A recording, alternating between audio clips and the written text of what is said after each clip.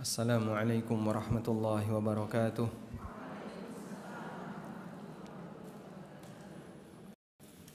Alhamdulillahi rabbil alamin. Wassalatu wassalamu ala ashrafil mursalin Nabiina wa maulana Muhammadin wa ala alihi wa sahbihi.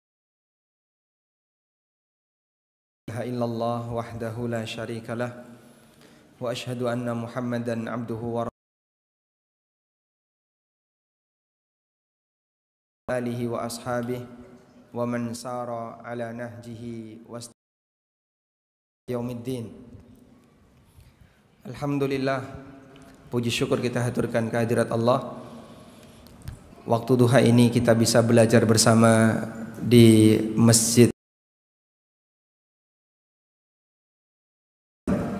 Semoga Allah Subhanahu wa taala menjadikan forum ini sebagai forum yang barokah dan kita mendapatkan ilmu yang bermanfaat serta sebagian dosa kita diampuni oleh Allah. Sallallahu alaihi wasallam menyampaikan khutbah Arafah. Beliau ayu yaumin hadha, atadruna ayu syahrin hadha. Kalian tahu sekarang bulan apa? Atadruna ayu makanin. Beliau tahu sekarang hari Arafah berada di bulan Zulhijjah. Pesan yang sangat penting, di mana hari ini adalah hari yang mulia, hari yang agung, hari suci, bulan yang mulia. Maka beliau mengatakan, inna dima'akum wa amwalakum wa a'radakum haramun alaikum kahurmati yaum wa fi baladikum hadha. Sesungguhnya darah sesama kalian, kehormatan sesama kalian haram mengganggu sebagaimana haramnya, mulianya hari ini, mulianya tempat ini, dan mulianya bulan ini. Sehingga kita minta untuk bagian pertama, pastikan hari ini sampai besok dan besoknya lagi dan seterusnya tidak ngerasani sama sekali. Sanggup nggak kira-kira? Hah? Dan Nabi SAW meminta sebagaimana hari ini hari yang suci, kita jaga kesucian lisan dengan tidak menggunjing orang lain, menggibah orang lain, puasa tidak makan tidak minum, sekaligus puasa tidak memakan bangkai saudaranya dengan cara tidak menggunjing. Insya Allah sanggup ya hari ini ya, hari ini sanggup sampai nanti malam sanggup insya Allah. Jadi kalau misalnya ada peluang pengen ngerasani, pengen gerenengi, menyingkir, diem, tahan lisan, dan besoknya lagi, dan besok-besoknya lagi, terutama hari ini dan besok, karena ini termasuk hari suci. Dan perbanyak untuk zikrullah, hemat lisan dengan cara pilihannya cuma dua. Kalau enggak diem, dzikir. Bisa insya Allah?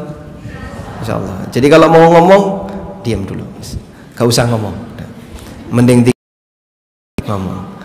ngomong yang perlu saja, sisanya ditinggalkan. Mana yang lebih berat, belajar atau belajar diam? Masya Allah, belajar diam lebih berat. Karena kalau kita pingin puasa ini bisa menjadi kafarah, sebagaimana yang pernah ditanyakan kepada Nabi SAW. Beliau ditanya tentang saumu yaumi Arafah, puasa hari Arafah, dan beliau mengatakan, ahtasibu ala Allah ayyukaffiras sanatal madiyah wal baqiyah. Aku berharap semoga ini bisa menjadi kafarah untuk dosa setahun yang lalu dan dosa setahun yang akan datang. Tapi ini bisa berfungsi jika yang bersangkutan saat berpuasa dia tinggalkan semua dosa, terutama dosa lisan. Sebab lisan ini kalau sudah melakukan maksiat seperti lautan tanpa tepi. Jadi ditahan sebisa mungkin dosa-dosa seperti ini agar jangan sampai puasa kita gagal untuk mendapatkan keutamaannya. Sampai kata Ibnu Qayyim rahimahullah, ada banyak orang yang maghrur, banyak orang yang tertipu. Dia merasa dengan puasa Arafah kemudian dia bebas melakukan dosa karena sudah jadi kafarah dosa setahun yang lalu dan dosa setahun yang akan datang. Padahal puasa Ramadan yang hukumnya wajib hanya bisa menghapus dosa kecil, tidak bisa menghapus dosa besar. Sebagaimana yang disabdakan Nabi SAW, as-salawatul khams wal jum'ah ilal jum'ah wa Ramadan ila Ramadan mukaffiratun lima bainahunna majtunibatil kabair. Antara salat 5 waktu, Jumatan ke Jumatan berikutnya, Ramadan dan sampai Ramadan berikutnya akan jadi kafarah untuk dosa-dosa yang dilakukan, di antaranya selama dosa besar dijauhi. Maka kita jangan berpikir kalau dengan modal puasa Arafah seluruh dosa kita akan bersih tanpa sisa. Padahal yang wajib saja hanya bisa menggugurkan dosa kecil. Majtunibatil kabair, selama dosa besar dijauhi, berarti kalau ada orang melakukan dosa besar, amal-amal besar tidak berfungsi untuk bisa menghilangkan dosa besar tadi, sehingga dosa besar ditaubati. Sedangkan puasa-puasa sunnah yang kita lakukan memang betul punya keistimewaan, tapi tidak bisa menghilangkan dosa besar. Ghibah itu dosa besar atau kecil? Kenapa besar? Karena menyangkut kehormatan orang lain, dan digambarkan oleh Allah Ta'ala, ayuhibbu ahadukum ayyakula lahma akhihi maitan fakarihtumu. Apakah kalian merasa senang kalau makan bangkai saudaranya padahal kalian pasti tidak doyan? Baik. Dan memperbanyak takbiran. Silakan memperbanyak zikir. Jenengan dermimil zikir. Saya kasih satu tugas ya. Selesai dari majelis ini biasanya kemana? Mampir warung, makan-makan. Nah, selesai dari majelis ini pulang. Di perjalanan dari masjid ini sampai rumah jangan pedot zikir, jangan putus zikir, sehingga di kendaraan dermimil subhanallah, alhamdulillah, wala ilaha illallah, wallahu akbar. Atau anda baca takbiran Allahu Akbar, Allahu Akbar, Allahu Akbar, la ilaha illallah, wallahu akbar, Allahu Akbar, walillahil hamd. Atau zikir-zikir yang lain, intinya kalimat thayyibah. Syukur anda dari masjid ini sampai rumah baca surat Al-Baqarah. Nah, jadi anda punya hafalan Al-Quran, baca surat Al-Baqarah, dibaca dari masjid sampai rumah. Baik, selanjutnya kita akan kembali ke buku. Silakan dibuka halaman berapa? 8. Membaca tentang 5 catatan mengenai khusyuk dalam salat. Pada pertemuan sebelumnya kita telah belajar apa itu khusyuk dan bagaimana cara untuk membangun khusyuk dalam salat. Kali ini kita mau belajar sebenarnya khusyuk itu apa saja sih yang perlu dipahami. Ada 5 catatan berkaitan dengan khusyuk dalam salat. Yang pertama mengenai hukum khusyuk. Dalam Al-Quran Allah banyak memuji orang yang khusyuk ketika salat. Di antaranya firman Allah di surat Al-Mu'minun, qad aflahal mu'minun alladzina hum fi salatihim khashi'un. Sungguh berbahagia orang mukmin di mana mereka adalah orang yang khusyuk ketika salat. Demikian pula ketika Allah memuji Nabi Zakaria alaihissalam. Nabi Zakaria berdoa kepada Allah, minta apa? Agar diberi keturunan. Lama sekali beliau minta kepada Allah doa bahkan sampai pada kondisi ketika itu mustahil terwujud. Namanya wanita kalau masih muda sudah mandul, kira-kira makin tua gimana? Ya, ketika masih muda wanita ini nggak punya anak. Sampai usia berapa Pak? Ya sampai usia menopause tuh nggak punya anak. Kira-kira pasca menopause apakah mungkin punya anak? Kayaknya nggak mungkin. Secara normal perhitungan manusia mustahil Nabi Zakaria ini punya anak. Tapi beliau terus berdoa kepada Allah. Walaupun peluang untuk diijabai kalau dalam perhitungan manusia kecil kemungkinan, tapi beliau tidak pernah merasa bosan untuk berdoa. Dan beliau mengatakan, walam akum bidu'aika rabbi syaqiyya, dan aku tidak pernah merasa rugi dengan berdoa kepadamu. Coba jenengan pernah nggak berdoa tidak dikabulkan? Sering. Sakit hati nggak? Nggak boleh, ya, nggak boleh. Ada sebagian orang yang ketika dia berdoa nggak dikabulkan sakit hati. Nah, buat apa? Aku cuman di prank, ya. Cuman di PHP, harapan palsu. Saya sudah berharap tapi nggak ada hasil. Buat apa Pak Ustadz saya berdoa? Memang doamu bisa mengendalikan takdir, sehingga kau perlu sadar doa itu memohon, bukan mengendalikan takdir. Allah mengabulkan tidak mengabulkan terserah Allah, dan Allah berbuat sesuai yang Dia kehendaki, bukan sesuai kehendak kamu. Maka kamu meminta, ada yang dikabulkan, ada yang tidak dikabulkan, itu bukti bahwa kau bukan Tuhan, dan bukti bahwasanya yang kuasa bukan kamu tapi Allah oleh manusia. Doa itu meminta, yang namanya meminta kadang dikabulkan, kadang tidak dikabulkan. Pernah nggak minta ke suami tidak dikabulkan? Sering. Lebih sering mana, doa yang tidak dikabulkan atau minta suami nggak dikabulkan? Ya? Mau ngaku nggak berani. Nah. Nabi Zakaria berdoa kepada Allah, terus minta anak. Walaupun peluang untuk dapat anak kecil. Ada yang mengatakan usia Zakaria punya anak ketika beliau berumur 80 tahun. Yang itu seharusnya sudah punya cucu. Tidak punya cucu, tidak cuma cucu, ya mungkin cicit ya, 80 tahun. Tapi beliau baru punya bayi. Namanya siapa? Siapa nama anaknya Zakaria? Yahya. Fastajabna lahu wa wahabna lahu Yahya.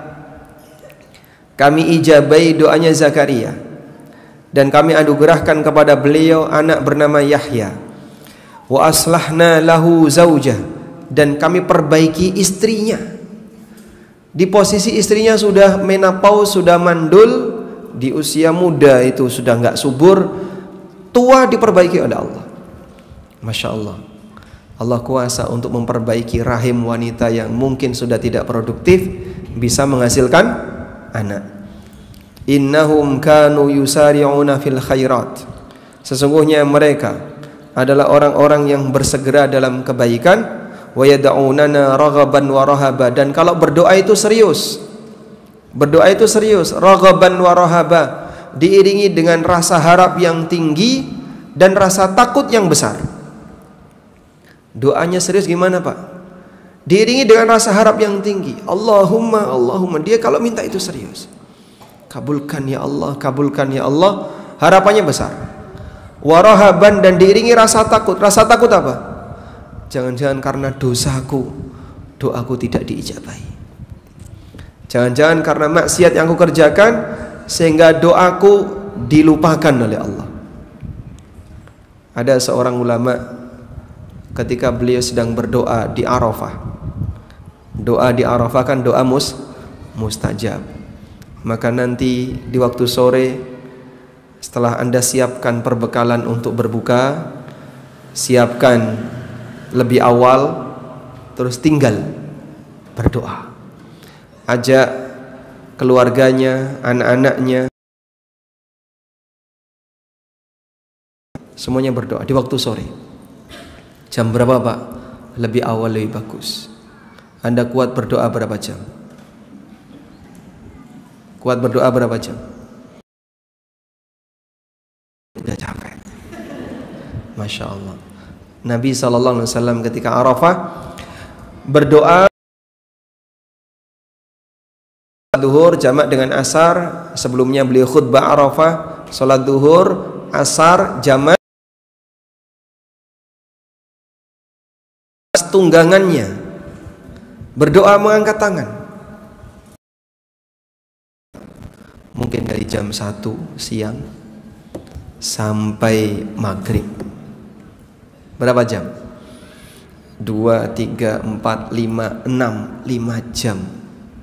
Maghrib musim panas, sekarang musim panas itu sampai jam 7. Maghribnya jam 7 di Mekah.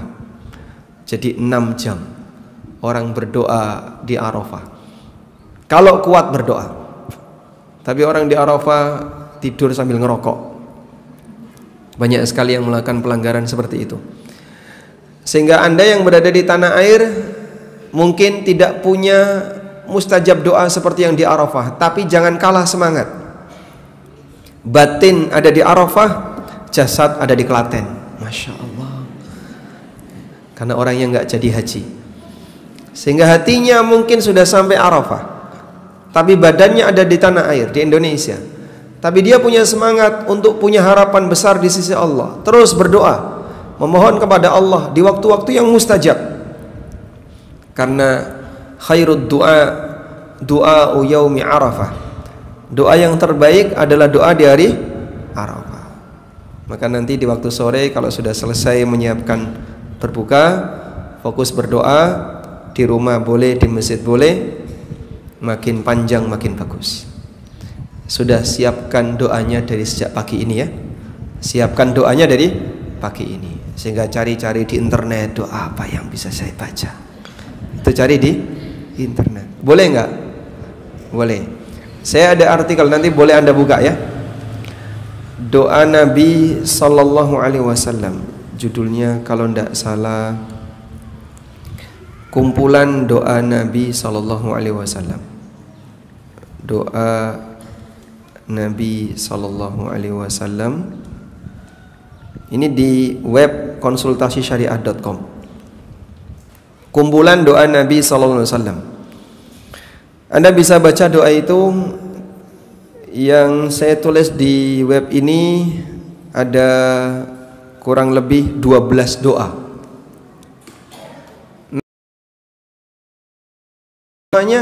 Tapi baru cukup waktu 5 menit. Ulangi lagi. Setiap doa 10 kali. 10 kali panjang banget Pak. Iya. Mulai hari ini, pagi ini sudah mulai dirancang doanya.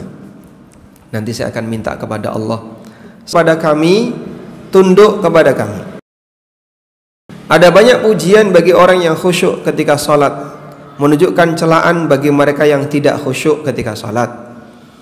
Sehingga orang yang sholat dituntut untuk fokus pikirannya dengan sholatnya agar bisa khusyuk dalam sholat. Jadi kalau ada pujian, berarti kebalikannya, ada sisi khusyuk dalam sholat walaupun tidak 100%. Nah, kalau khusyuk 100% tidak wajib. Karena banyak orang yang nggak bisa, gagal untuk bisa melakukan seperti ini. Tapi hilang khusyuk 100%, sholatnya batal. Saya ulang ya.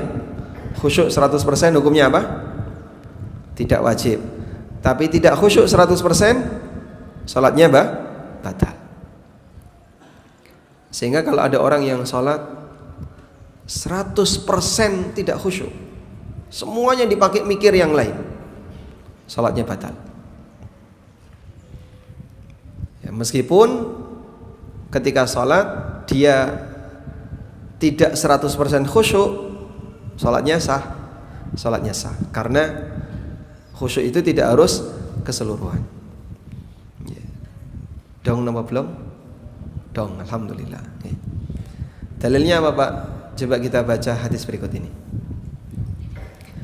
Dari Jabir bin Abdullah radhiyallahu anhuma, beliau bercerita, ishtaka Rasulullah sallallahu alaihi wasallam fa sallaina wara'ahu wa huwa qa'imun wa Abu Bakrin yusmi'un nasa takbirahu faltafata ilaina fara'ana qiyaman fa asyara ilaina faqa'adna fa sallaina bi salatihi qu'udan.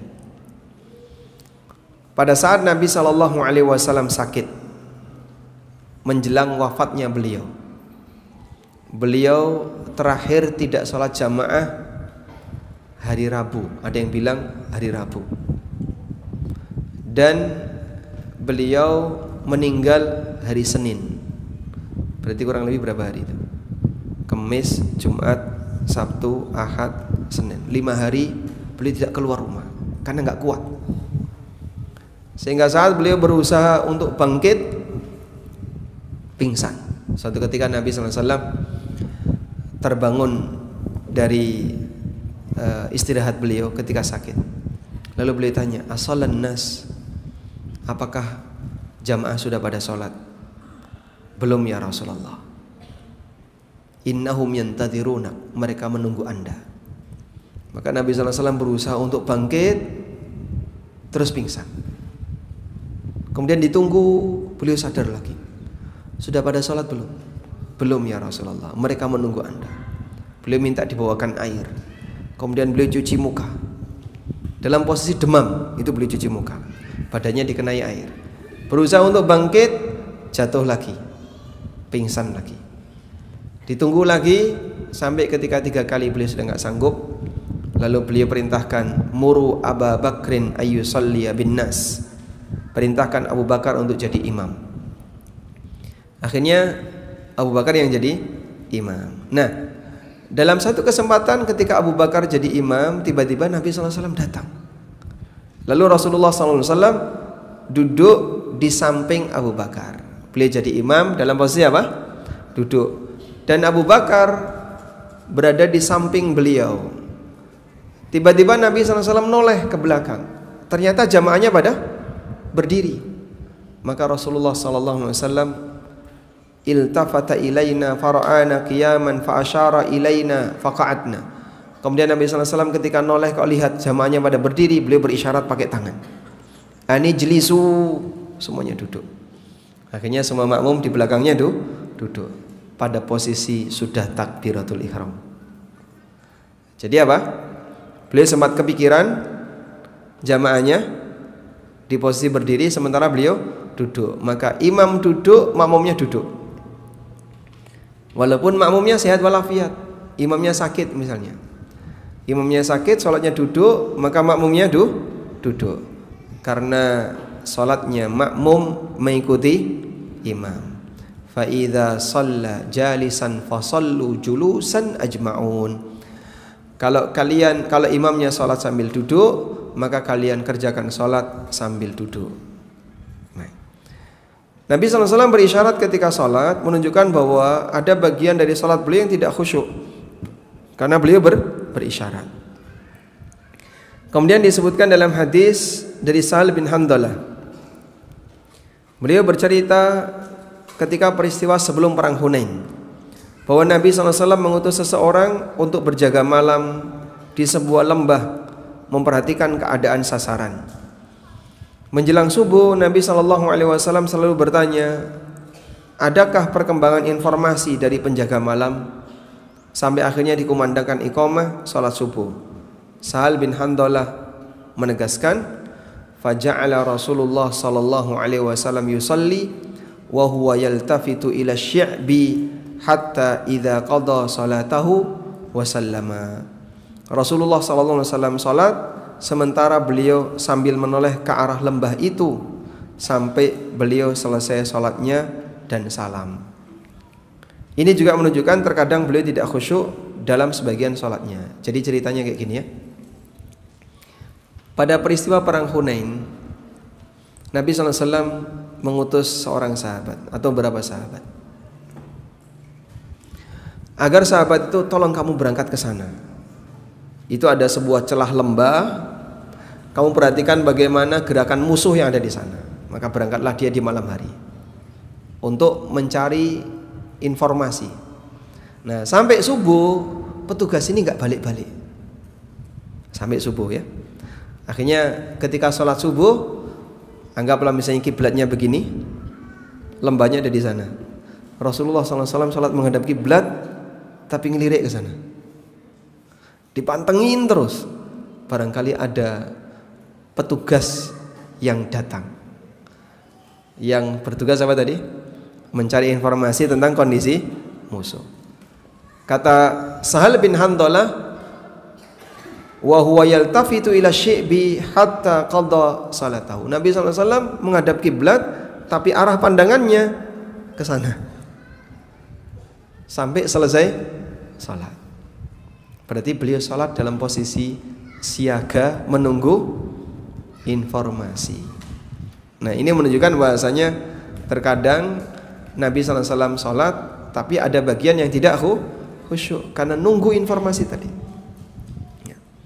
Sehingga misalnya Anda sholat sambil nunggu, katanya mau ada tamu datang. Sudah janjian temunya, saya nanti mau datang. Oh ya silahkan. Jam berapa? Habis duhur. Nah, habis duhur ditinteni gak datang-datang. Sampai jam 2 belum datang. Selak sholat, Pak. Ibu sholat jam 2. Sholat duhur jam 2 boleh nggak? Boleh, karena waktunya sampai asar. Ditunggu sampai jam 2 kok nggak datang-datang. Akhirnya sholat sambil siaga.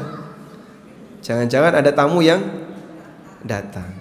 Boleh seperti ini? Boleh.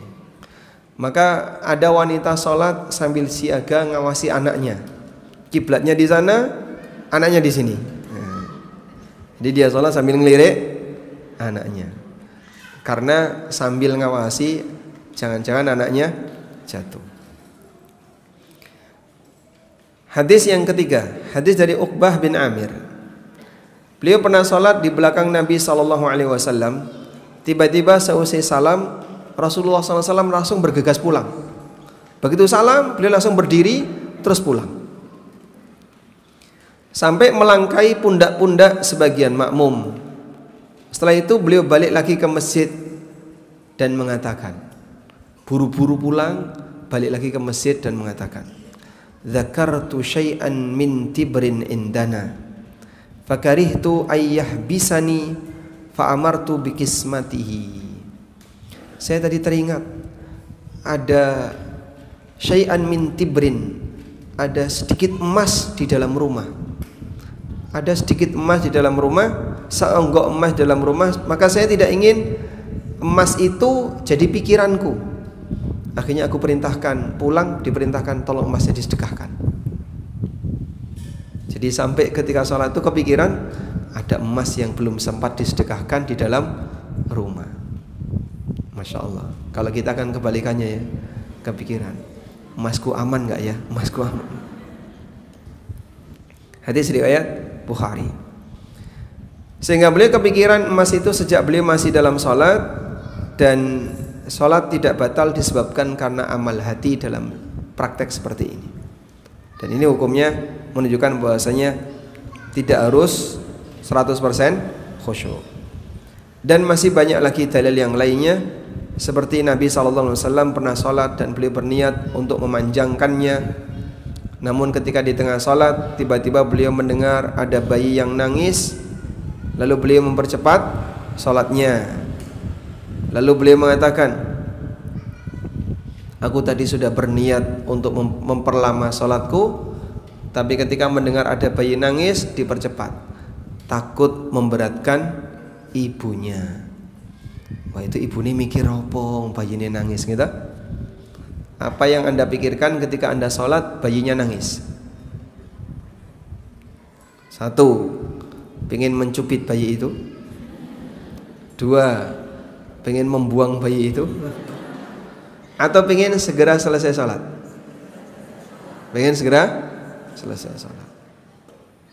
Ya, wis pikirannya wis gak karuan wis. Apalagi kalau nangisnya karo gulung-gulung bengok-bengok, sehingga ibunya kepikirannya nggak karuan, kacau ketika sholat. Sah nggak sholatnya? Ya, sah selama wanita ini ketika sholat dia masih sadar kalau dia sholat. Tapi kalau sudah nggak sadar, ya, sehingga bacaannya ngawur, kudune maca Fatihah, baca Subhana Rabbiyal A'la, ketika sujud bacanya Rabbana walakal hamdu. Kalau sudah sampai kacau seperti itu, sholatnya batal. Demikian pula beliau pernah sholat di rumah, kemudian datang Aisyah dan beliau bukakan pintunya. Termasuk beliau sholat sambil gendong cucunya Umamah bintu Abil As bin Rabi'. Siapa nama ibunya Umamah? Siapa nama ibunya Umamah?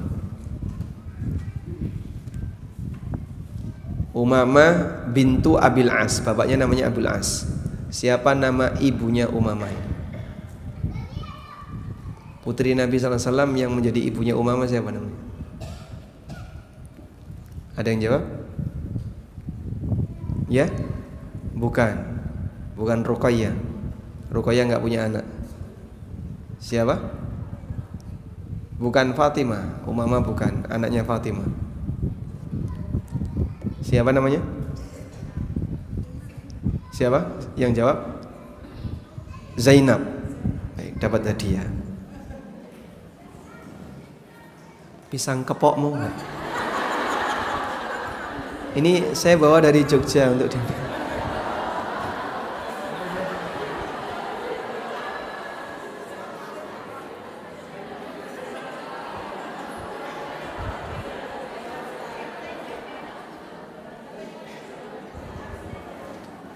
Ini yang jawab di sini. Dekat tiang. Siapa tadi yang jawab? Zainab. Oh, baik. Alhamdulillah ya. Kita lanjutkan ya. Jadi Nabi SAW pernah salat sambil gendong Umamah bintu Zainab bintu Muhammad sallallahu alaihi wasallam. Zainab anak pertamanya Rasulullah SAW yang perempuan. Nama suaminya Abul As bin Rabi'. Baik. Lanjut, hanya saja unsur khusyuk harus ada dalam sholat yang dikerjakan seseorang, sehingga jika tidak khusyuk sama sekali maka sholatnya batal. Nah, tidak khusyuk sama sekali tadi apa namanya? Tidak ada mutlak khusyuk. Tadi kan ada khusyuk mutlak, itu khusyuk 100%. Mutlak khusyuk berarti ada sebagian sholat yang khusyuk. Dalam hadis dari Aisyah radhiyallahu anha, siapa nama asli Aisyah? Nama aslinya Aisyah siapa? Aisyah ya, nama aslinya Aisyah. Rasulullah sallallahu alaihi wasallam bersabda, "La yusalla bihadrati ta'am wala huwa yudafi'uhul akhbathan." Tidak ada salat ketika makanan sudah dihidangkan atau sambil menahan ingin buang hadas. Menahan buang hadas maknanya adalah menahan dua buang hadas, maksudnya dari jalur depan maupun belakang. Dalam kondisi sangat lapar, ingin makan dan makanan sudah disajikan, atau kondisi kebelet, ingin buang air atau ingin buang angin. Jika tetap dipaksa untuk sholat sampai ganggu pikirannya, sehingga karena nggak khusyuk 100% ya, pengen ngentut itu sampai nggak khusyuk 100%, sehingga saat dia pengen kentut dari mulai takbiratul ihram sampai salam saya dipikir mau kentut, ini sholatnya batal karena dia tidak khusyuk 100%. Ini yang membuat sholatnya dikerjakan tanpa ada unsur khusyuk sehingga sholatnya batal. Baik. Nah, di bagian bawahnya itu ada hukum menahan kentut ketika sholat. Acuan kita adalah hadis dari Aisyah tadi. Nabi SAW bersabda, "La yusalla bihadrati ta'am wa lahu yudafi'ul akhbathan." Tidak ada sholat ketika makanan sudah dihidangkan atau sambil menahan ingin buang hadas. Terkait menahan kentut, As-San'ani membedakan antara kentut yang kuat dorongannya kuat. Masya Allah, itu tenaga dalam ya. Dan kentut yang ringan. Ketika menjelaskan hadis Aisyah di atas, beliau mengatakan wa yulhaqu bihima mudafa'atur rihi fahadha ma'al mudafa'ah wa amma idza kana yajidu fi nafsihi thiqalu dzalika wa laysa hunaka mudafa'ah fala nahya 'anis salati ma'a. Termasuk dalam larangan di atas adalah menahan kentut. Ini jika disertai kebelet. Jadi ditahan sampai kepikiran terus. Kapan rampung, aku wis abang apa ya misalnya. Saya mukanya merah. Adapun jika dirinya mampu menahan dan tidak ada rasa kebelet, maka tidak terlarang untuk sholat sambil menahannya. Sehingga kalau misalnya ditahan sebentar, hilang, muncul lagi, tahan lagi, hilang lagi. Sehingga kadang datang, kadang hilang. Seperti ini tidak sampai membatalkan sholat. Ada orang yang dia punya kasus, Pak, saya itu gampang ngentut ya Pak. Nah terus sekali sholat tuh batal terus. Sholat baru dapat rakaat 1 ngentut, wudu, sholat lagi. Baru dapat 2 rakaat ngentut lagi. Dalam bayangan dia nahan ngentut tuh 100% tidak boleh. Sehingga kalau ada rasa pengen kentut dilepas. Wudu ya sekali sholat dia bisa wudu mungkin 5-6 kali. Terus gimana itu? Kami sarankan kalau pengen ngentut tahan. Nah sholat kok nahan ngentut? Boleh asal tadi ya, ketika Anda nahan begitu ditahan langsung hilang. Ada nggak kayak gitu? Ada. Karena kalau ini dituruti akhirnya dia jadi korban setan. Sehingga setan akan menciptakan suasana dia selalu pengen ngentut. Dikit-dikit pengen ngentut, dikit-dikit pengen ngentut. Selalu seperti itu. Wah bahaya. Nanti sekali sholat kamu bisa wudhu berkali-kali. Karena apa? Dia selalu diganggu setan. Maka kalau seperti ini yang terjadi, jika pengen ngentut tahan agar kamu tidak jadi korban setan. Kecuali kalau desakannya kuat. Sehingga kalau tenaga dalamnya kuat ya, dan tidak bisa ditahan dengan tenaga luar, sudah nggak ada pilihan, maka silahkan dilepas jika sampai mengganggu pikiran. Kadang ada orang misalnya begitu salam langsung lari ke kamar mandi, cepet buka terus ke kamar mandi. Ngapain? Kebelet pipis. Masya Allah. Berarti kamu ketika sholat gimana? Mulai takbiratul ihram sampai salam kepikiran itu terus. Ya wes, sholatmu batal. Nah, insya Allah bisa dipahami ya. Jadi khusyuk ada berapa tadi? 2. Khusyuk 100%. Ini tidak wajib. Yang kedua, minimal ada unsur khusyuk. Apa hukumnya? Wajib. Sehingga kalau tidak ada, maka sholatnya batal. Berikutnya, antara khusyuk mukmin dan khusyuk munafik. Antara khusyuk mukmin dan khusyuk munafik. Di antara fenomena yang terjadi di tengah para penganut sufi adalah khusyuk nifak. Itulah khusyuk gaya munafik. Bagaimana bentuknya? Khusyuk nifak, dia berpura-pura khusyuk padahal batinnya enggak khusyuk. Batinnya riak. Dia mencari pujian. Tapi saat sholat seperti khusyuk. Jadi, tangannya kalau gemeter gitu. Sehingga sambil gerak-gerak, atau misalnya kepalanya sambil begini-begini, atau berpura-pura nangis. Padahal aslinya batinnya pengen dapat pujian dari orang kanan kirinya. Sahabat Hudzaifah radhiyallahu anhu pernah mengingatkan fenomena semacam ini. Beliau mengatakan, "Iyyakum wa khusyu'an nifaq. Iyyakum wa khusyu'an nifaq." Faqila lahu, "Wa ma khusyu'un nifaq?" Lalu ada yang bertanya, waspadalah kalian dari praktek khusyuk nifak. Kemudian ada yang bertanya kepada beliau, lalu apa yang dimaksud dengan khusyuk nifak itu? Khusyuknya munafik itu apa? Anturiyal jasad, atau di sini antaral jasada khashian wal qalbu laisa bi khashi'. Ada orang yang terlihat jasadnya itu seperti khusyuk. Jadi dia sholat, jasadnya ditampakkan seperti khusyuk, gemeter-gemeter atau pura-pura nangis. Wal qalbu laisa bi khashi', sementara hatinya sebenarnya tidak khusyuk. Hatinya enggak khusyuk apa? Berharap pujian. Jadi hatinya mikir pujian. Itulah khusyuk munafik. Khusyuk nifak adalah khusyuk yang dibuat-buat, sementara batinnya tidak menunjukkan rasa khusyuk. Dan khusyuk iman kebalikan dari khusyuk iman. Kebalikan dari khusyuk munafik adalah khusyuk iman.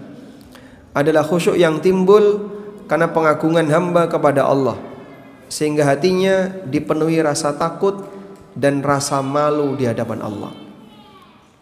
Saat dia sholat, walaupun badannya tidak gemeteran, tapi hatinya gemeteran. Dan seperti itulah kondisi orang mukmin. Alladzi dzukirallah, idza dzukirallah wajilat qulubuhum. Kalau nama Allah disebut, yang bergetar itu hatinya, bukan kakinya ya, bukan badannya, tapi yang bergetar hatinya. Sehingga ada orang yang zikir sambil begini. Ini bergetar apanya? Kepalanya. Ada orang kalau mendengar musik kakinya bergetar. Wajilat arjuluhum, bergetar kaki-kaki mereka karena mendengar musik. Jadi masya Allah, orang zikir itu bergetar hati. Yang mendengarkan musik bergetar kaki. Selanjutnya, orang yang khusyuk hatinya timbul karena pengagungan hamba kepada Allah, sehingga hatinya dipenuhi rasa takut dan rasa malu di hadapan Allah. Ibnu Qayyim menjelaskan perbedaan antara khusyuk munafik dan khusyuk iman. Kata beliau, wal farqu baina khusyu'il iman wa khusyu'in nifaq. Perbedaan antara khusyuk iman dan khusyuk nifaq, bahwa khusyuk iman adalah khusyuk batin karena mengagungkan Allah, memuliakannya, malu kepadanya, sehingga perasaannya dipenuhi dengan rasa takut, dipenuhi rasa cinta dan rasa malu kepada Allah, diiringi kesadaran betapa banyak nikmatnya dan betapa sering durhaka dia kepadanya. Jadi orang itu akan meremehkan amalnya, dalam arti dia tidak akan ujub ketika dia sadar, amalku banyak yang kurang, nikmat Allah banyak yang diberikan kepadaku, dosaku banyak. Dia memikirkan 3 hal ya. 1, dia memikirkan banyaknya nikmat yang sudah Allah berikan kepadaku. Dan dia memikirkan banyaknya dosa yang telah dia lakukan di hadapan Allah. Dia nggak bisa balas nikmat itu dengan benar, tapi balas dengan apa? Maksiat. Ibarat air susu dibalas dengan air tuba. Allah sudah banyak ngasih nikmat ke kamu, tapi kau melakukan maksiat di hadapannya.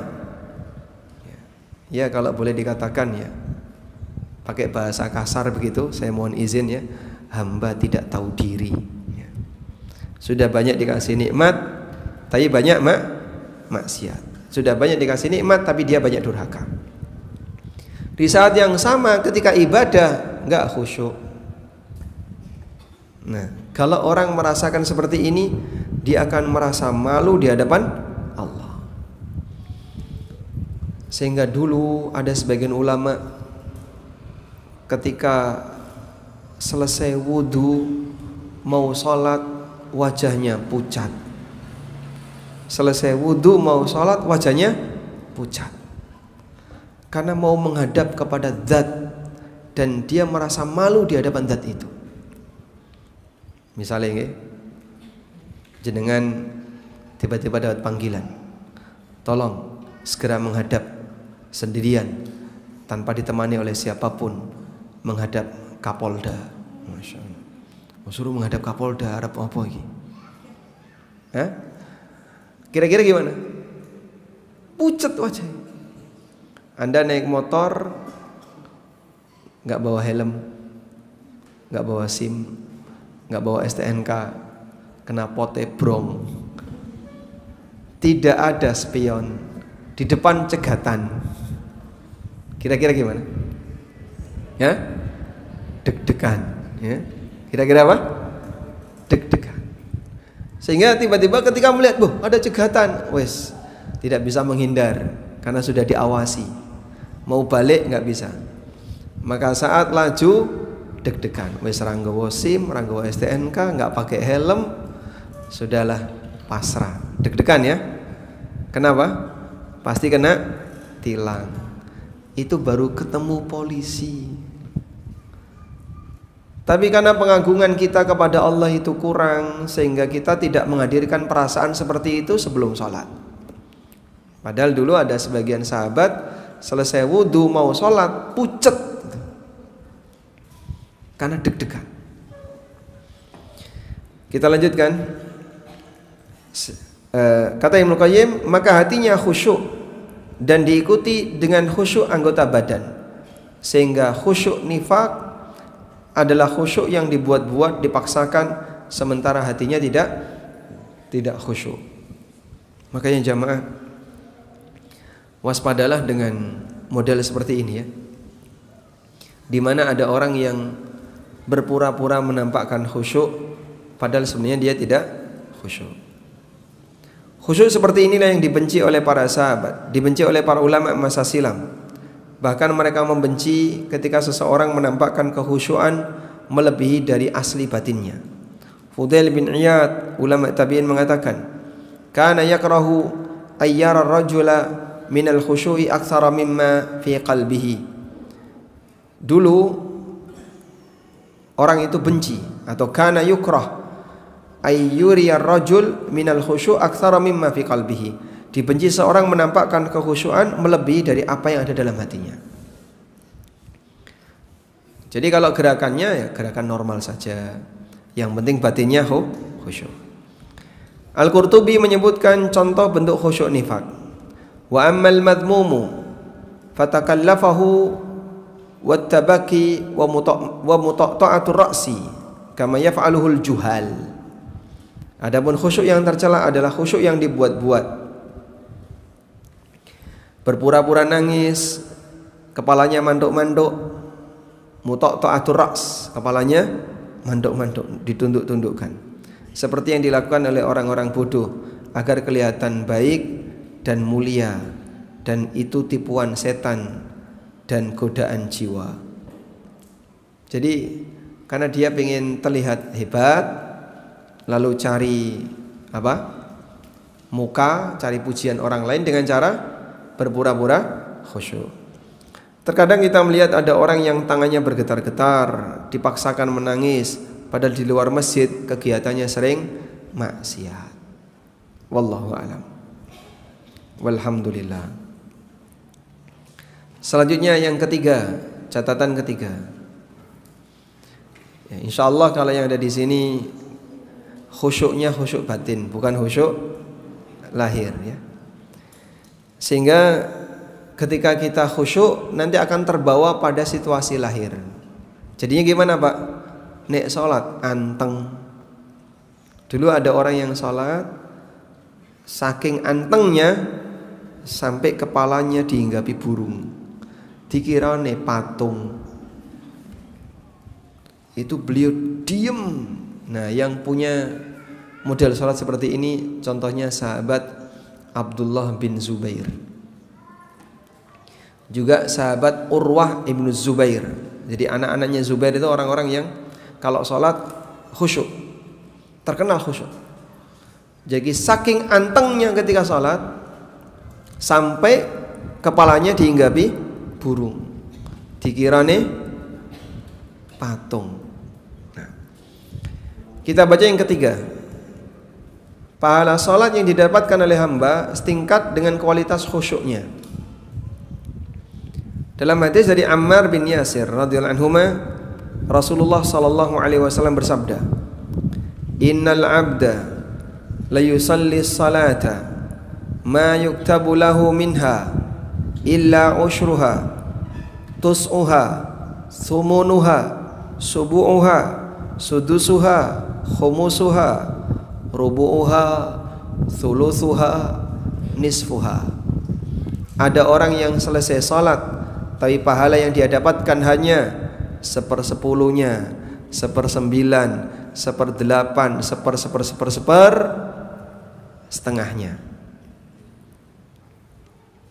Tadi sholat subuh berapa rakaat? Pahalanya berapa? Ada 1/10-nya? Alhamdulillah. Coba masih ingat nggak rakaat pertama baca surat apa? Rakaat pertama saat sholat subuh tadi baca sholat apa? Kalau yang jamaah di masjid, imamnya baca surat apa? Sudah lupa ya? Masih ingat? Baik. Tadi baca surat Al-Fatihah ya. Jadi kadang kita sudah lupa tadi apa ya? Karena pada waktu imam baca karo ditinggal karo merem-merem ya, karo ngantuk-ngantuk. Sebab kita enggak khusyuk. Padahal kalau hamba itu salat ketika dia enggak khusyuk, pahalanya tinggal 1/10. Bahkan bisa lebih banyak daripada, bisa lebih sedikit daripada itu, 1/20, 1/30, masya Allah, dikit banget itu pahalanya. Nabi SAW menyebutkan pahala yang berbeda-beda bagi orang yang mengerjakan sholat tergantung dari kualitas sholatnya, dan tingkatan kualitas sholatnya ditentukan oleh lahir dan batin sholatnya. Di antaranya adalah faktor kekhusyuan dalam sholat. Untuk itu ulama sepakat bahwa pahala yang didapatkan seseorang dari sholatnya sesuai dengan tingkat kekhusyuannya. Maka makin fokus, makin besar pahalanya. Caranya gimana Pak? Biar bisa fokus ketika sholat. Sebelum sholat, aneka pikiran-pikiran itu ditaruh dulu di dapur. Sudah? Sekarang Anda sholat, sudah pikiran-pikiran yang lain, wes aku ora mikir, aku mau fokus sholat. Taruh dulu di luar masjid. Masuk masjid kosong untuk fokus melakukan sholat. Abdul Wahid bin Yazid rahimahullah, beliau adalah Abu Ubaidillah Al-Basri, ulama generasi tabi'in, termasuk muridnya Hasan Al-Basri. Kata beliau, ajma'atil ulama ala annahu laysa lil abdi min salatihi illa ma aqala minha. Ulama sepakat bahwa hamba tidak akan mendapatkan pahala dari salatnya selain apa yang dia renungkan dari salatnya.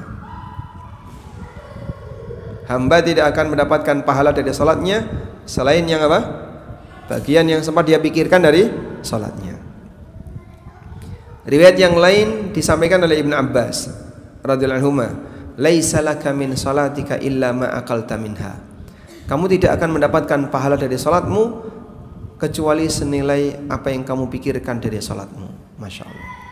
Jadi kalau dia nggak fokus pikirannya, pahalanya berkurang. Nah,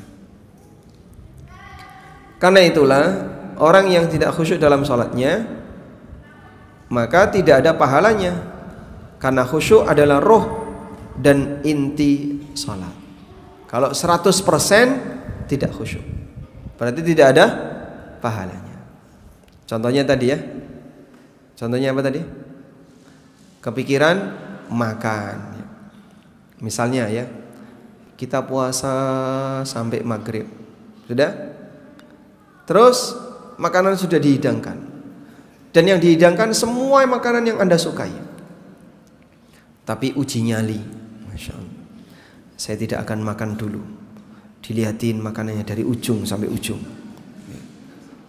Onde-onde, Masya Allah. Es degan, apalagi kolak, Masya Allah, enak kabeh. Pengen semua. Ya, saya uji nyali. Sholat maghrib. Dalam kondisi dia lapar, dalam kondisi dia pengen makan, makanan sudah siap, ditinggal sholat. Kira-kira gimana? Hah? Dalam sholat dia mikir makan. Sehingga dia mungkin takbiratul ihram, tapi batinnya onde-onde. Karena dia sholat sambil mikir makanan.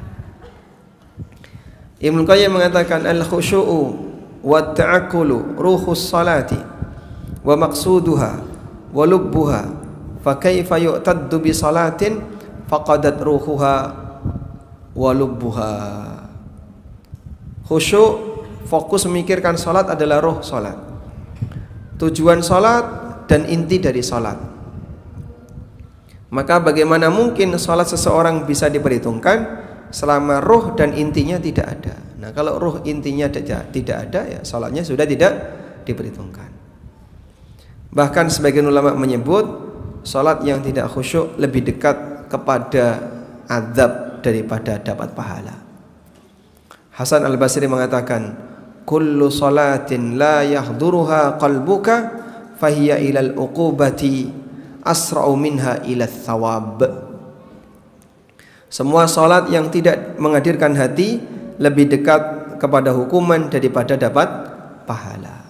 Masya Allah. Maka kalau salat yang serius, saya ulang ya, kalau salat yang serius, caranya gimana? Fokus memikirkan inti salat. Wallahu a'lam. Baik, mungkin itu yang bisa kita sampaikan. Materi sampai jam 10 ya. Nah, kemudian ada sisa waktu, kita tanya jawab. Pertanyaan yang pertama, ini hadiah ya.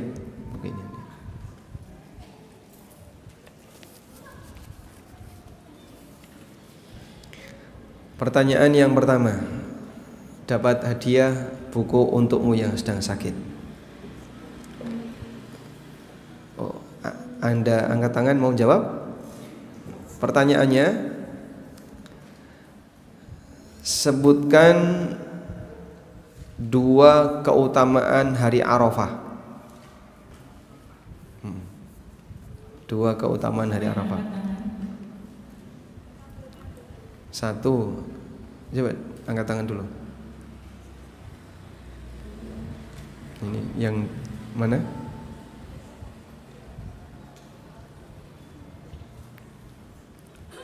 Mana yang tadi angkat tangannya?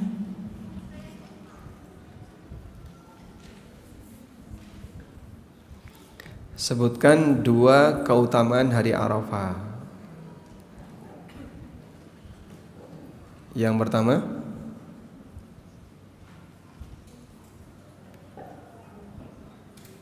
Assalamualaikum warahmatullahi wabarakatuh. Ustaz, ini pertama Waalaikumsalam. kali saya datang ke sini karena ada teman saya yang percaya, masya Allah sekali. Semoga bisa datang lagi. Keutamaan hari Arafah satu adalah menurut saya diampuninya dosa-dosa 2 tahun yang lalu, kemudian harinya itu 1 tahun yang lalu dan tahun besok dosa-dosa kecil. Yang kedua, Ustaz, itu keutamaan puasanya ya. Keutamaan hari Arafah. Boleh dilanjutkan? Yang kedua? Yang kedua, hari di mana kita tahu bahwa doa-doa kita dikabulkan daripada Lailatul Qadar yang harinya kita tidak tahu kapan. Baik. Baik, Masya Allah. Dapat hadiah ya. Untukmu yang sedang sakit. Sambil diluruskan, jadi untuk yang ampunan dosa itu berlaku untuk apa? Untuk puasa Arafah. Kalau yang hari Arafahnya berarti dia adalah hari untuk puasa Arafah. Nah, selanjutnya buku umur yang kedua. Ada yang mau angkat tangan untuk jawab? Angkat tangan dulu. Boleh? Baik. Ada yang angkat tangan ya, sebelah sana. Nah, Anda sudah siap jawabannya? Pertanyaannya, doa apa yang akan Anda panjatkan nanti sore? Ya, silakan.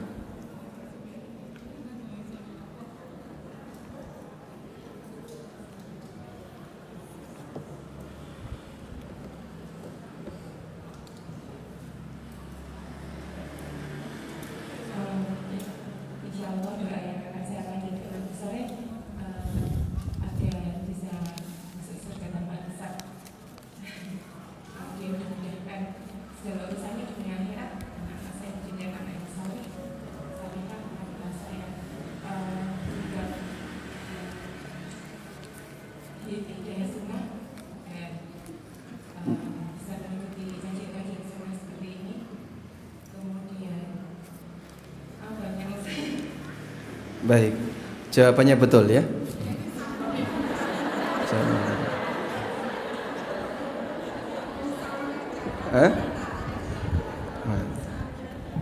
Ada lagi? Ada yang mau jawab? Ada? Baik, silakan.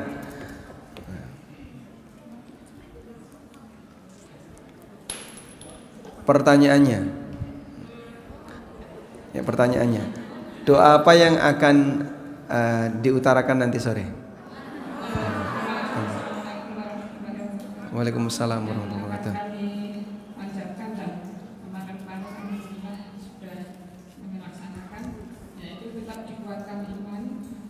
Diampuni dosa-dosa kita dan diambil kembali dengan husnul khotimah.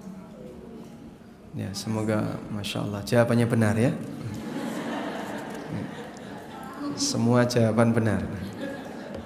Selanjutnya, ada lagi? Boleh angkat tangan? Di belakang jauh nih di belakang. Nah, baik. Pertanyaannya, ya, pertanyaan yang mudah saja. Sebutkan lafadz takbiran. 2 jenis takbiran.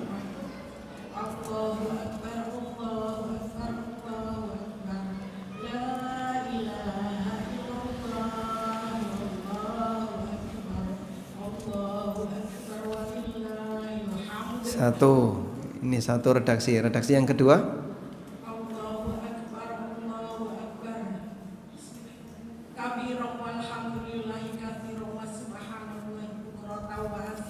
Baik, dapat tadi. Nah, dapat tadi ya. Alhamdulillah. Pertanyaannya, cara terus-menerus untuk khusyuk dalam sholat, bagaimana caranya Ustadz? Ya, harus fokusnya lama, sehingga kadang batin ngilang, tarik lagi. Ya. Sempat mikir apa, kadang kan mikir apa itu nggak sadar ya, nggak mikir, tiba-tiba kok mikir ini, tiba-tiba mikir ini, itu pengaruh setan. Nah, ketika Anda teringat kok tiba-tiba mikir itu, segera tarik lagi, batinnya Anda sedang keluar, maka tarik lagi untuk mikir sholat. Metu ke masjid, tarik lagi, maka batin berkali-kali dikoreksi agar tetap bisa khusyuk dalam sholat. Sehingga kita semuanya punya pengalaman di tengah sholat, kadang hati itu nggak bisa tenang. Pada saat takbiratul ihram fokus, sekian menit hilang, kok balik meneh, hilang balik lagi. Nah, saat hilang sedang mikir di luar, sedang mikir A, sedang mikir B dan seterusnya, mikir sandal, ya. Mikir tas yang ditaruh di belakang, mikir kendaraan yang diparkir, mikir ini. Begitu Anda teringat itu, langsung balik. Kamu jangan mikir kayak gini, ayo malah balik. Agar batin menyatu dengan jasad. Assalamualaikum. Waalaikumsalam. Kapan batas waktu mengerjakan sholat sunnah fajar? Jika sudah terdengar iqamah di masjid bagi ibu-ibu yang sholat di rumah, apakah masih mengerjakan sholat sunnah fajar? Nah, karena Anda sholat di rumah, tidak sholat berjamaah di masjid, maka silahkan Anda kerjakan sholat sunnah fajar. Batasnya adalah sampai sholat subuh. Batasnya sampai sholat subuh. Sehingga misalnya tangi pas adzan, lalu ke toilet, lama sekali, ya, semedi. Metu-metu komat. Nah, keluar toilet komat. Nah, berarti kan dia belum apa? Qobliyah subuh. Tapi karena nggak ke masjid, boleh nggak qobliyah subuh? Boleh. Sehingga nanti qobliyah subuh dulu, selesai qobliyah subuh, sholat subuh. Saya terlupa tasyahud awal dan berniat sujud sahwi sebelum salam. Tapi saya lupa dan terlanjur salam, belum sujud sahwi. Kemudian saya sholat lagi 1 rakaat dan sujud sahwi sebelum salam. Bagaimana, apakah sholat saya sah? Tambahannya ini enggak sah, karena Anda sholat melebihi jumlah rakaat. Sehingga kalaupun misalnya lupa, direncanakan sujud sahwinya sebelum salam, lupa, sudah terlanjur salam. Nah, selesai salam kok ingat, langsung sujud sahwi. Selesai salam kok ingat, langsung sujud sahwi. Sehingga dia sujud sahwi setelah salam. Karena untuk sujud sahwi sebelum salam atau setelah salam, ini sifatnya hanya mana yang lebih afdol, bukan masalah mana yang sah dan tidak. Andai kan misalnya, seharusnya sujud sahwinya sebelum salam, kok dikerjakan setelah salam, tidak mempengaruhi keabsahan sholat. Sholatnya sah, namun kurang afdol. Oleh karena itu, bagi yang lupa sujud sahwi sebelum salam, bisa dikerjakan setelah salam. Berarti salamnya 2 kali ya? Salamnya nanti, kalau sujud sahwi setelah salam, coba ini ya kaidah. Semua sujud sahwi itu 2 kali, nggak ada sujud sahwi sekali ya. Semua sujud sahwi ada duduk di antara 2 sujud. Sujud, duduk, sujud. Bacaan sujud sahwi sama seperti sujud biasa. Subhana rabbiyal a'la. Bacaan ketika duduk sama seperti bacaan duduk di antara 2 sujud. Rabbana rabbighfirli warhamni wajburni, dan seterusnya. Yang ketiga, semua sujud sahwi diakhiri dengan salam, baik sebelum salam maupun setelah salam. Begitu selesai sujud yang kedua, sujud, duduk, sujud, duduk, salam. Nah, posisi duduknya Pak, posisi duduknya itu iftirash atau tawarruk, bebas. Dan iftirash lebih baik, karena Anda cuma duduk untuk melayani sujud. Jadi sujud, duduk, iftirash, sujud lagi, duduk, iftirash lagi, salam. Nah, maka kalau sujud sahwinya setelah salam, salamnya jadi berapa kali? 4 kali. 2 kali salam sholatnya, 2 kali salam sujudnya.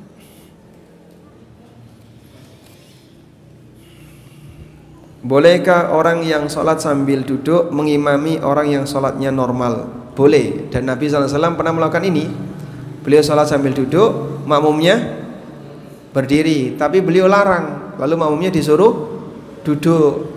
Maka kalau imamnya duduk, makmumnya duduk. Ketika sholat merasa kacau, bolehkah berhenti dan mengulang dari awal? Ya, kalau kacaunya kacau serius ya, maka silahkan mengulang dari awal. Assalamualaikum. Waalaikumsalam. Bagaimana agar sabar dan tidak marah-marah ketika mengajak atau mengingatkan untuk sholat anak usia prabaleg? Saya sering bilang seperti ini, ibu sudah mengingatkan kamu 3 kali ya, setelah ini ibu tidak mengingatkan lagi. Kalimat ini kadang terlanjur, kadang tidak. Adakah saran dari Ustadz kalimat ajakan yang lebih baik? Nah, jadi nanti ketika ngajak sholat, sampaikan, kalau kamu sholat, kita umroh.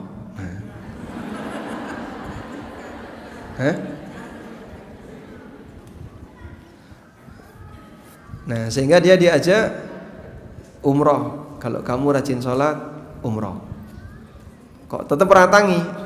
Kalau kamu rajin sholat, haji furoda. Mbok nih wae orang tahu. Ya intinya apa kira-kira kalimat yang membuat dia tertarik untuk sholat, baik dengan janji tertentu agar dia mau sholat. Assalamualaikum. Waalaikumsalam. Jika kita tidak khusyuk lalu tersadar pengen khusyuk, kadang refleks membaca astagfirullah. Pernah juga nggeleng kepala. Apakah sholat batal atau harus diulang? Kalau refleks tidak batal ya. Karena orang yang refleks berarti dia tidak sengaja. Geleng kepala tidak batal karena ini gerakan yang sifatnya tidak banyak, hanya sedikit. Sehingga insya Allah sholatnya tidak batal. Di perkumpulan RT mengadakan tabungan bersama. Tabungan itu untuk simpan pinjam. Seperti biasa ada bunganya. Setiap pembagian tabungan kita mendapatkan bunga dari hasil simpan pinjam. Jika kita ikut tabungan RT itu, tapi saya tidak mengambil bunganya, saya murni cuma mengambil uang tabungan itu, apakah boleh? Kalau sudah tahu seperti ini dan uang itu hanya dipakai simpan pinjam, nggak dipakai untuk yang lain, maka Anda tidak boleh ikut. Karena duit Anda dipakai untuk transaksi riba. Nah, duitku dipakai transaksi riba, wes aku ramelu tak tarik semuanya, saya sudah tidak ikut lagi. Karena tidak boleh kita sengaja menaruh harta kita untuk dipakai maksiat orang lain. Jika kita tahu.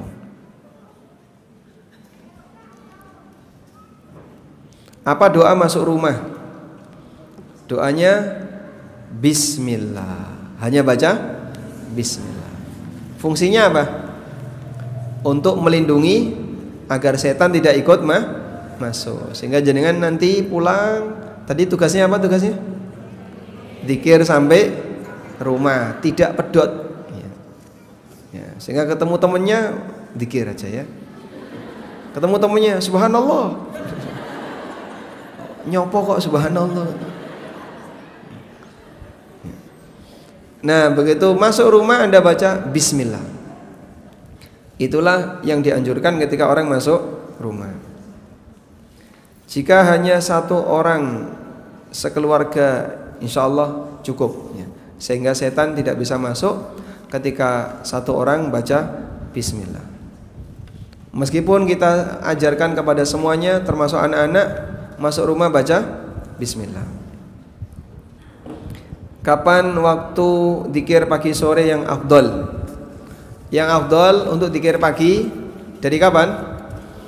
Ba'da subuh sampai sebelum terbit matahari. Kalau sore ba'da asar sampai sebelum maghrib. Kalaupun kelewat ya, ba'da subuh merem ya. Ba'da maghrib atau ba'da asar sibuk, kelewat sampai maghrib belum sempat dzikir, sampai terbit matahari belum sempat dzikir, baca walaupun sudah kelewat, tetap dibaca walaupun sudah kelewat. Pada saat puasa lalu kita tidak sengaja melakukan dosa, ghibah, marah dan lain-lain, apakah pahalanya hilang begitu saja atau pahalanya berkurang? Tergantung kualitasnya. Bahkan ghibah itu menurut pendapat sebagian sahabat puasanya batal. Itu pendapat Aisyah. Dalam sebagian riwayat Aisyah menyebutkan bahwa orang yang ghibah puasanya batal. Ya, makanya gak main-main dengan yang namanya ghibah ini ya. Sehingga siapa yang ghibah bisa batal puasanya. Baik. Yang terakhir, secara langsung.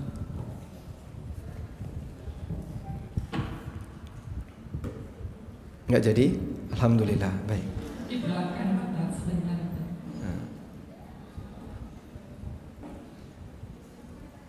Atau besok kertas semuanya aja ya. Besok kertas semuanya.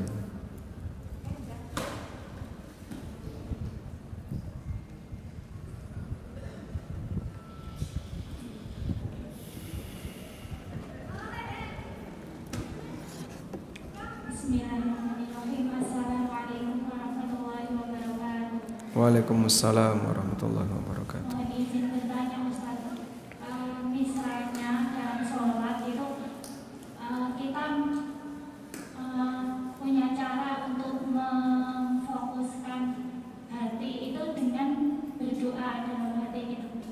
Misalnya begini, ketika gerakan mau rukuk, kita memfokuskan lagi sholat kita dengan ya Allah izinkanlah hamba untuk berrukuk kayak gitu. Misalnya untuk ikhtiar dengan membaca doa di dalam hati, ya Allah izinkanlah hamba untuk berdiri ikhtiar kayak gitu, boleh tak Ustaz? Matur nuwun. Assalamualaikum warahmatullahi wabarakatuh. Waalaikumsalam warahmatullahi wabarakatuh. Ini tapi tidak diucapkan ya, hanya di dalam hati. Insyaallah tidak masalah. Jadi termasuk bagian dari khusyuk adalah ta'alluqul qalbi billah, ketergantungan hati kepada Allah, sehingga dalam sholat dia sambil tawakal. Dalam sholat dia sambil tawakal.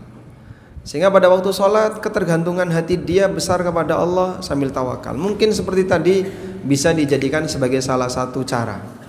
Sehingga mau bangkit dari rukuk, ya Allah izinkan saya untuk rukuk. Tapi nggak boleh ngomong ya. Kalau ngomong nanti batal sholatnya ya. Tapi kalau dalam hati tidak masalah. Namun inti yang utamanya memikirkan bagaimana cara gerakan yang benar dan merenungkan makna bacaan yang dibaca. Nah, nanti walaupun pelajaran kita belum sampai, Anda baca buku tafsir sholat, di bagian tengah-tengah itu nanti akan ada renungan Al-Fatihah, renungan takbiratul ihram, renungan bacaan ketika ruku', renungan bacaan ketika i'tidal, itu ada semua. Nah, itulah yang kita maksud agar kita sambil merenung saat kita baca. Dan mudah-mudahan itu menjadi sumber khusyuk dalam salat. Wallahu a'lam.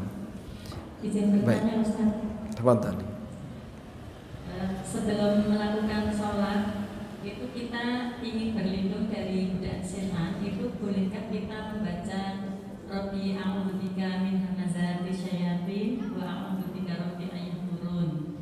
Kemudian ketika nanti sholat itu kebetulan ada gangguan gangguan setan ya Ustaz, mestinya itu ada anjuran membaca ta'awudz meludah ke kiri.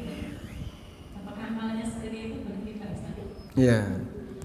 Jadi kalau sedang mau sholat kemudian berdoa minta perlindungan setan, kalau sesekali sebenarnya nggak masalah ya. Tapi rutin seperti itu, kadang ada yang baca qul a'udzu birabbin nas, malikin nas, ilahin nas, min syarril waswasil khannas. Jadi sebelum sholat dia kok gak takbir iki Pak Imam ya, ternyata sedang membaca Al-Falaq dan An-Nas, makanya lama. Habis baca itu a'udzubillahi minasyaitonirrajim, kemudian baca doa-doa apa lagi, Masya Allah, kelamaan ini ya. Padahal Nabi SAW tidak pernah mengajarkan demikian.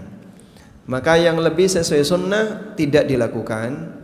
Namun kalau sesekali misalnya gangguannya terlalu kuat, misalnya di rumah habis berantem ya, sama suaminya, nah, itu kan masuk dalam kepikiran sholat ya. Kok gak hilang-hilang ini? Wah, nanti kalau saya sholat malah kacau. Akhirnya sebelum sholat dia berdoa kepada Allah agar bisa fokus. Insya Allah tidak masalah. Tapi sifatnya hanya sesekali. Yang kedua, di tengah sholat kadang kita teringat macam-macam karena godaan setan. Ada yang nyebut namanya khinzib, ada yang nyebut namanya khinzab. Tulisan Arabnya sama, kha nun za ba.